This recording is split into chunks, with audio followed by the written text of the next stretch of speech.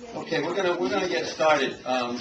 First of all, I want to thank the people who are here today. We've got Mayor Lombardi from the town of North Providence, Mayor Rogers from the city of East Providence. We have Chief McLaughlin from the Johnston Fire Department, Chief Albanese from the North Providence Fire Department.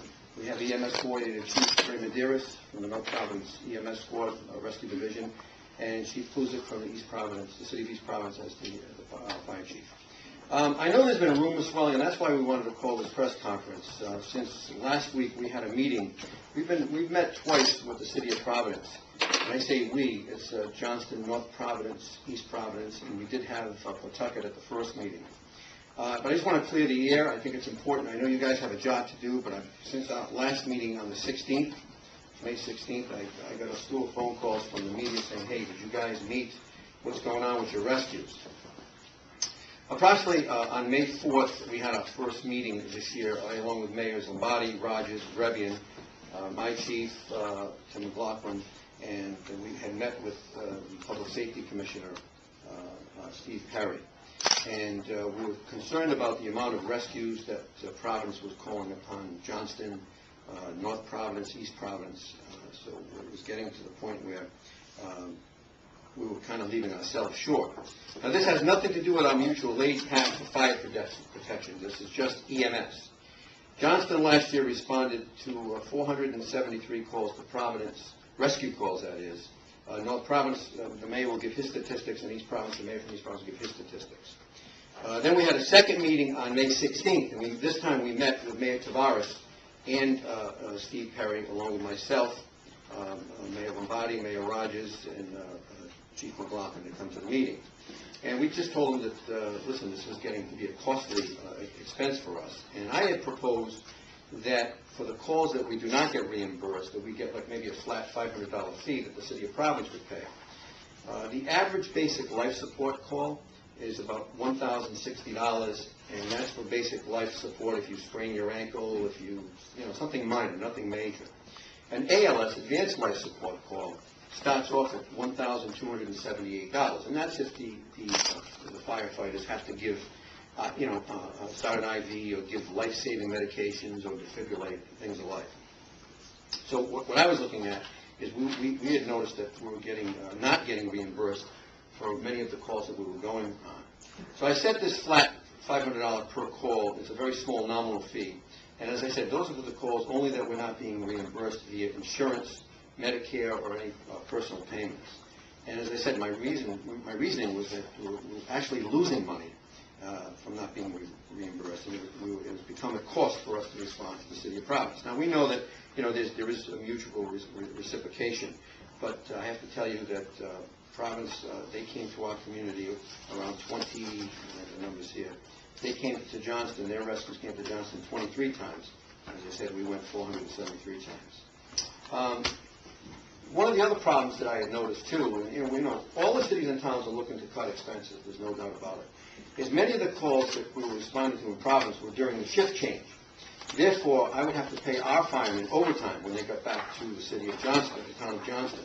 And especially if we weren't being reimbursed, it was kind of like a double expense. We were paying the overtime, and we were not being reimbursed for the call as we responded to Providence. So what has happened is this is no longer mutual aid, in our opinion. It's become automatic aid. And I understand, Providence is busy. They're doing probably 35,000 to 40,000 rescue calls a year.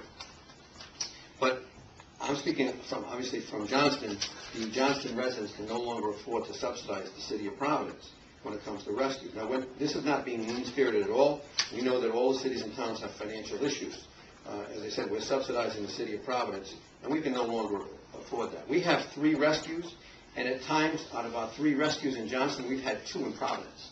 And I've become very concerned for the safety of the Johnston residents because, what happens if we need something, we have an emergency, and our rescues are in Providence. And as Public Safety Commissioner, which they tell me I am all the time, I have a great concern. There is a saying in EMS called minutes mean a lifetime. And as I have said before, I want to quash any rumors or squash any rumors that from the outcome of that meeting on the 16th, because I was asked, I heard you're going to shut Providence off. I heard you're going to, stop the rescues. And as of our last meeting on the 16th, I spoke and said, we'll give you 30 days to come up with a decision what we can do. Whether you reimburse us or if you cut down on the amount of time you use us or not use us at all. So as I said, we wanted to have this press conference to open it up to the press because it's important. I know you people have a job to do, and I know you're wondering what that meeting was about. I've got an estimation that Johnson, we've lost in excess of $100,000. That's year to year. It could range to $150,000. And that money we could use to obviously, put back into our rescue budget to buy equipment. Just 4 or 5 weeks ago, we responded to the city of Providence for one of our rescues, and our engine obviously failed. The engine blew, and now I have to come up with about $16,000 to repair that truck.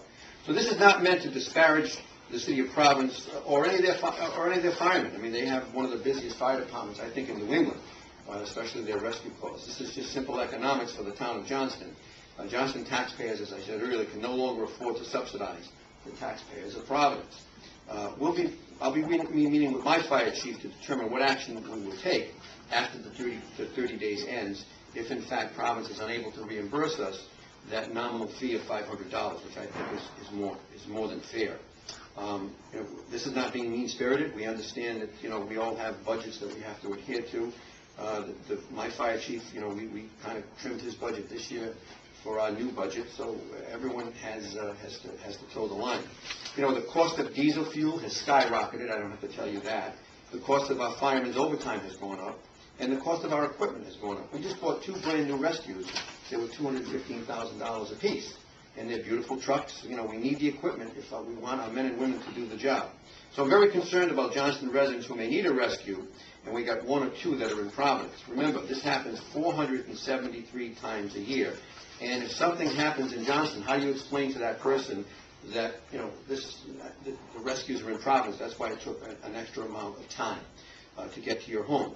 Johnston does approximately 4,917 rescue calls a year with 3 rescues. So approximately 10% of those rescue calls of the 4,917 go to Providence. And as I said, my concern is that we may be faced with no rescue to respond someday due to excessive mutual aid.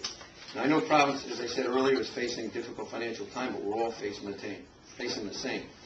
And, just an aside note, I think maybe if the previous governor didn't cut the cities and towns with all the aid, maybe we wouldn't be sitting here today. But unfortunately, it is what it is, and we have to make good on what we have.